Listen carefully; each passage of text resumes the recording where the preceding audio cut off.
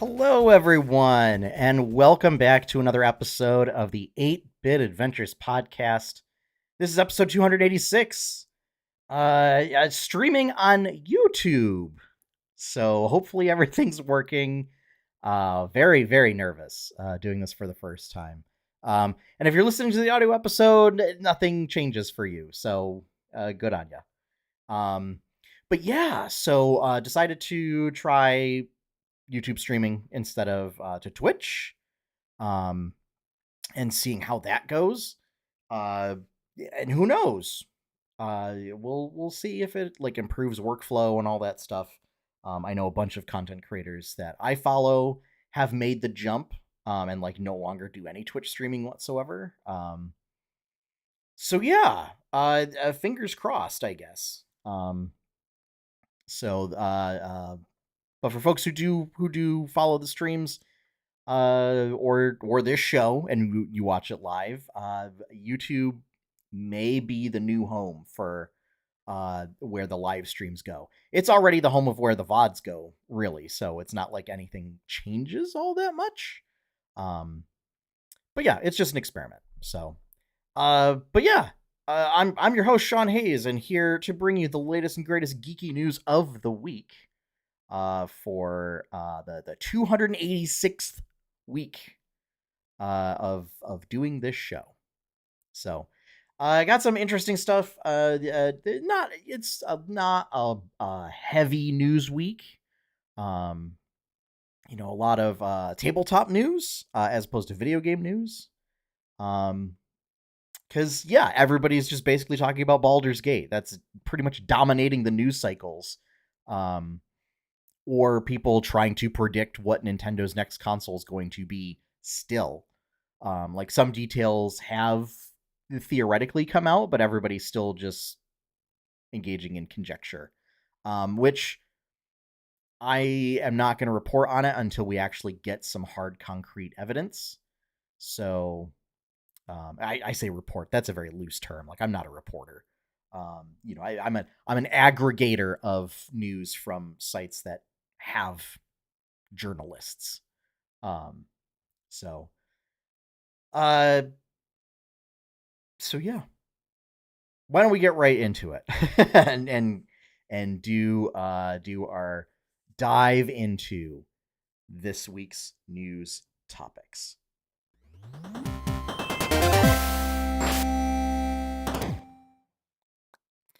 right, so first up, Baldur's Gate 3. IGN reports that developer Larian has showed off a few graphs and charts, kind of talking about what the most popular lineage and class choices are in Baldur's Gate 3. Now, if you play Dungeons and Dragons and you use D&D Beyond and have been a user for some time, they used to do this all the time of like what as far as characters that are being made on the site. And sort of looking at that data, now that Wizards of the Coast has that data, they're actually utilizing it to, in the sense of like what might be popular. So here we go. So for Baldur's Gate 3, which is it's an interesting case study of how it differs from tabletop, and if there's anything, because like it's not exactly a 1-to-1 port, right? Larian had to adapt some things from the 5th edition rules to make it work a little bit better for a video game.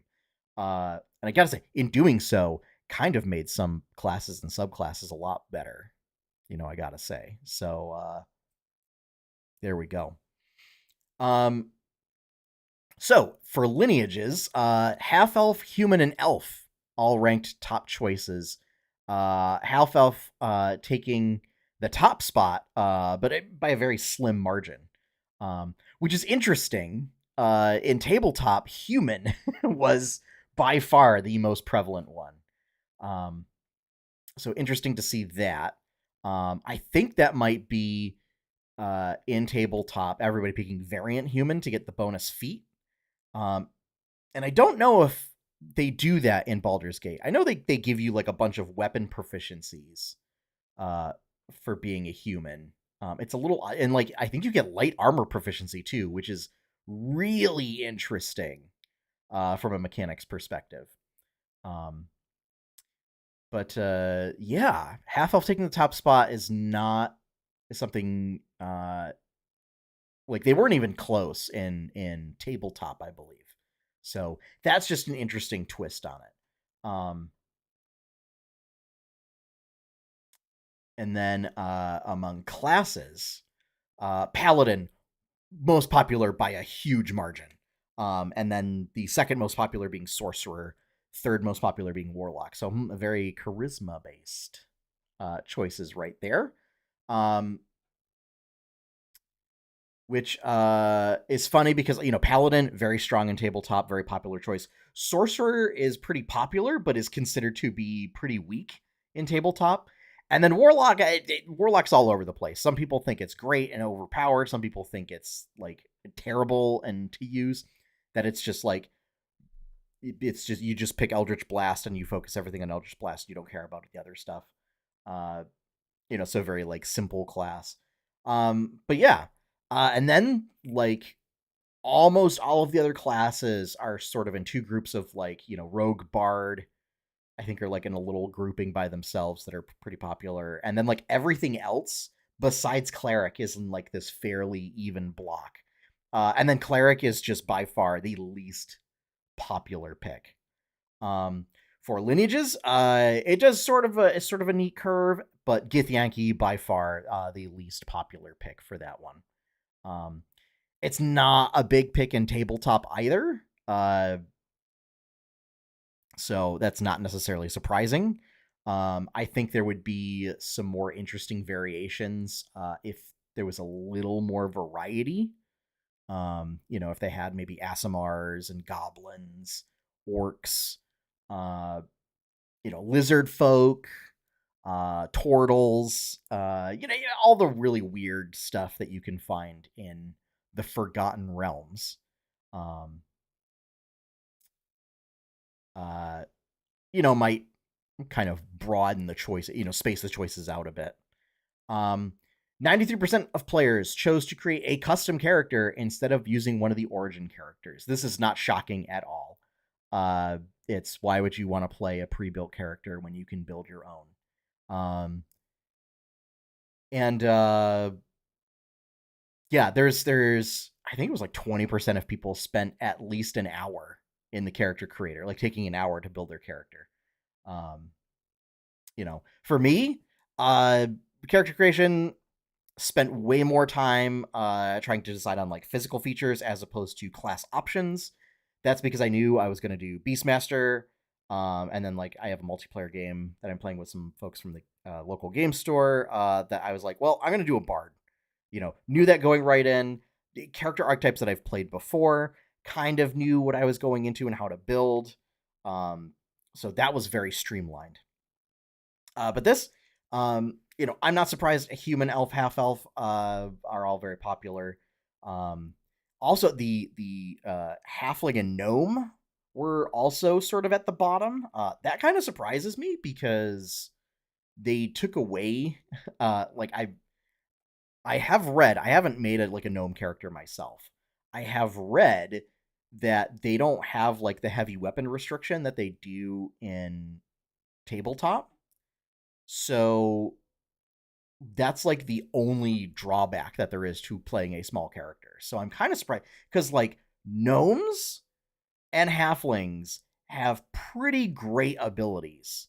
Like gnomes practically get magic resistance, and halflings just have natural one protection. So like those in and of themselves, super awesome. Whereas like with the elves, a lot of their like really interesting features, they don't matter at all.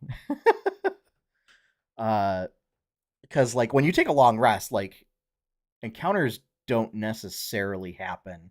So trance doesn't really come up at all. Um so but yeah, I just think that was interesting. I'm a little shocked that like Dragonborn aren't more popular. And I don't know if that's because they got split out among all the different types of Dragonborn or what. Also, a little surprised that Tieflings aren't more popular. Seems like at least uh, in the tabletop community, like tieflings are like everybody wants to have a tiefling bard. It seems like so. I don't know, but data's cool. Data's interesting. And since this is still sort of the hot new item and may very well end up being game of the year, uh, just a little bit of interesting stuff going on. Next up, Daggerheart. So, for those who are unaware, Daggerheart is Critical Role's upcoming tabletop RPG. Um, ComicBook Gaming reported on its first impressions from Gen Con of it. There was like a demo in which I get to play with Travis Willingham, so that was pretty cool. The game is designed with inspiration from systems like Powered by the Apocalypse, Blades in the Dark, um, as well as Dungeons and Dragons. Like it kind of seeks to capture the feel and the tone of it, um, but being a little bit more, but being more narrative and more approachable, and not as sort of grindy and math oriented. Some notable features of the system include, and this goes out to my buddy Sean, a 2d12 system where you have a hope die and you have a fear die. And the way it works is, you use the 2d12 to get your final result. But whichever die is higher determines whether the result is fear-based or hope-based. And those will give you various, like if it's fear-based, it'll give you stress and cause like negative things to happen. Like you still do your action, but it prompts like negative stuff.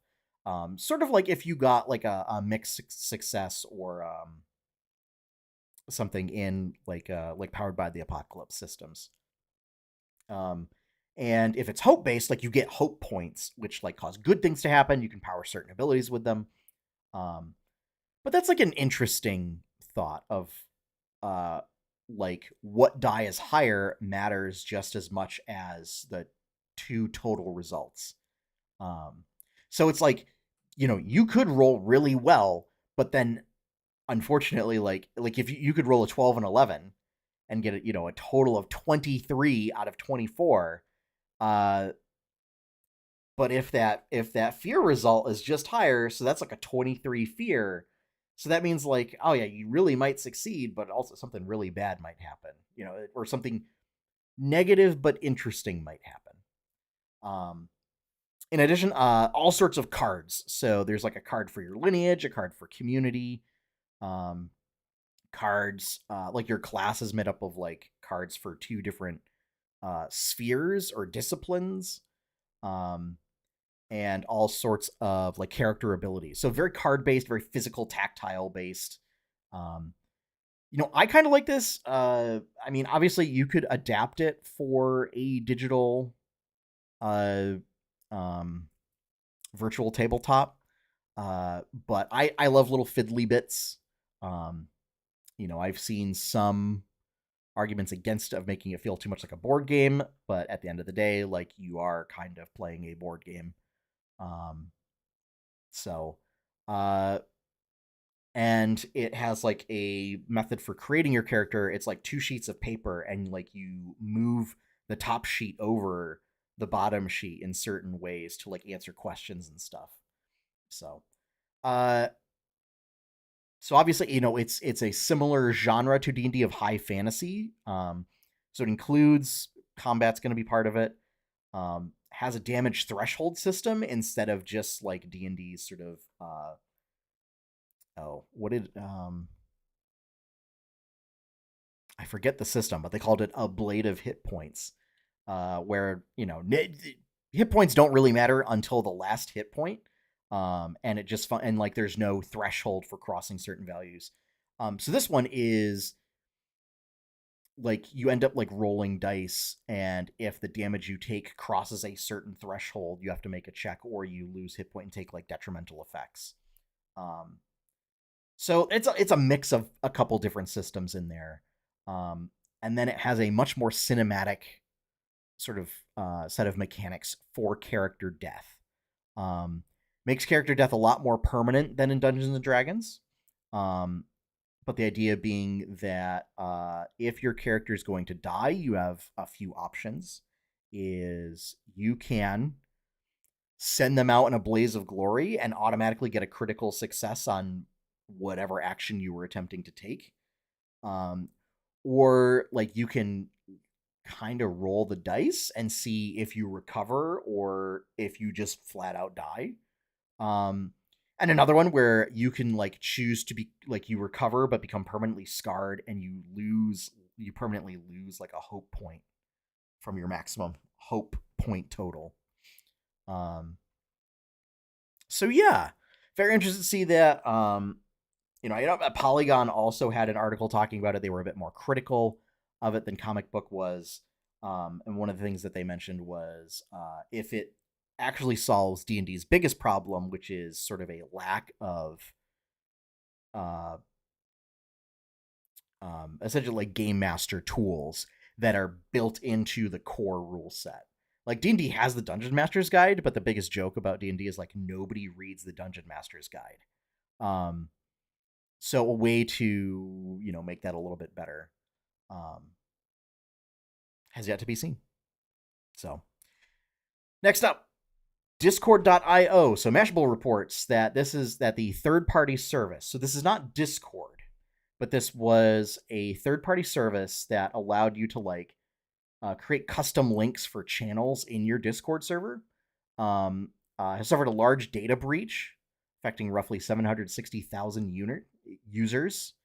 The service is stopping all operations for the foreseeable future, presumably until it kind of assesses the scope of the leak and fixes all the how the hacker was able to get this information. They have not seen the information posted. They did release information. A lot of it is just what's publicly available. But there are elements that can be traced back to your email address, which is obviously something that you may not necessarily put out there. And potentially your payment method, but not necessarily your credit card number. So if you are a person that use this service, definitely check it out. Make sure that your stuff is secure. And some of the options, they actually went into detail of how many expected users are actually affected. So obviously it's stuff like your Discord username affected everybody, but there are certain specific features that only affected a handful of users. And they have been contacted. It seems like they've been contacted separately. So just because, Discord's big in the gaming sphere, if you ended up using this sort of third-party plugin, definitely check it out. Keep your stuff secure. As always, two-factor authentication on everything, password management, all that good stuff. Just want everybody to be safe with their info. Dungeons and Dragons, Big B Presents Glory of the Giants is now available. So this is the latest release. I talked about it last week, I believe, with the weird AI art snafu happening with the book. But it as far as the book itself, which the ARA issue will it was one piece of art. It's going to be corrected by the artist and re-uploaded and everything. As far as content, some really great magic items in there. I haven't gotten a chance to take a look at the giant specific stuff, but did look at some of the monsters as well as a bunch of the magic items. A lot of really flavorful magic items that I think are really great. And definitely there's some very literary influences in there. So a lot of classic fairy tale influences. And for the monsters, the big ones that I was looking at were the dinosaurs. There's 4 new dinosaurs in there, all from Ixalan for fans of Magic the Gathering. With the Aerosaur, Altasaur, Regisaur, and Ceratops.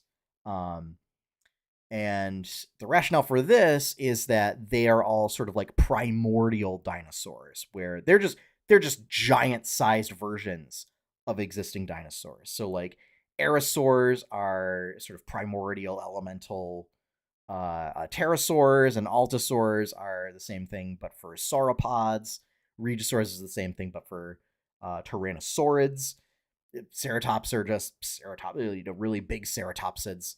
I dig the fact that they're sort of leaning into like an elemental titan kind of aesthetic for the giants in terms of their lore, and then applying that to creatures uh, that sort of would make sense to have sort of a giant theme to them. Um, so it is like with the Altosaurs is that, it's like they're basically like a Pokemon of like 150-foot tall sauropod uh, that has like craggy outcroppings on its back and like elemental streams that look like lava pouring down, and that clouds gather around its head. Like that all sounds very Pokemon like, you know, very much in the vein of, um, like a Torkoal or, geez, I'm trying to think of the coal based one that was from, uh, geez, not Scarlet and Violet, but whatever the last one was, Sword and Shield. Um, something like that. Uh, so yeah, I thought it was a very cool description. Doesn't really do much in terms of like combat abilities, but leads to more interesting interactions with its environment. Just from like an exploration and social aspect, which is good. D&D needs more of that. To kind of like flesh itself out and round itself out as a fully fledged game. So, yeah, book's now available. I have a digital copy right now on D&D Beyond. But hoping, maybe to pick up a physical copy and see how that goes. Overwatch 2, IGN reports that Blizzard has announced that its shooter sequel will graduate from early access to a full live service with the release of Season 6. This is, I included this for the absurdity of it. This is a game that could have just been a incredibly large balance patch to Overwatch. Like did not end up needing to be a fully different game. The PvE aspect of it is not really happening. Like that all got scrapped, and that was the whole reason for doing a separate game. And then the fact that they've said like, oh well, it's been in early access, when in fact, like you can't say that because you automatically moved everybody from Overwatch to Overwatch 2. Like I don't know. It's man. I do not know how the Blizzard PR team let their lead dev now, whoever the lead dev is now for Overwatch 2, to get out there and make that comment. It's also rocking a 9% on Steam. Mostly due to folks in China who are able to access the game through Steam, but are having to use like international servers. Just being completely unhappy with the entirety of the whole package of the game, and especially with what they're getting. So, yeah, that was just included for the absurdity factor, because like you can't. There's no way that's early access. Like, it's been released. Like, I don't know. Yeah, and then they tried to justify it with something about like, well, we don't feel that way in terms of content, but like as far as feature or milestones hit or something, some nonsense. So, yeah, it's I really don't know what is going on with that Overwatch team. I sure hope they find a way to fix that mess they're in. Next up, Pokemon Scarlet and Violet. Game Informer reports that the Indigo Disc, so this is part 2 of the DLC for Scarlet and Violet, will include every starter Pokemon from previous games in the series. So this isn't just like the Kanto starters of, oh, once again it's just going to be Squirtle, Bulbasaur, and Charmander. It's going to be all of them. So all of them up until Scarlet Violet.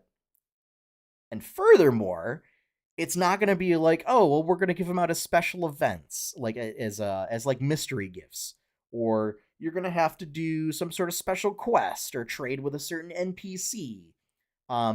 They're just going to be out in the wild, I guess. Maybe they'll be, like maybe they'll be a bit rarer, um, as a spawn, uh, but they'll show up in wild encounters. So good on them. That's what they ended up doing for Let's Go Pikachu and Let's Go Eevee. I thought it was great. So, and yeah, starters are typically kind of difficult to get your hands on, particularly from like there's like a block that it used to be from like Gen 3 to Gen 5, where like it was kind of difficult to get those starters in later generations, just due to the difficulty of like jumping through hoops to carry stuff over. Um, so yeah, uh, well, here's the other thing.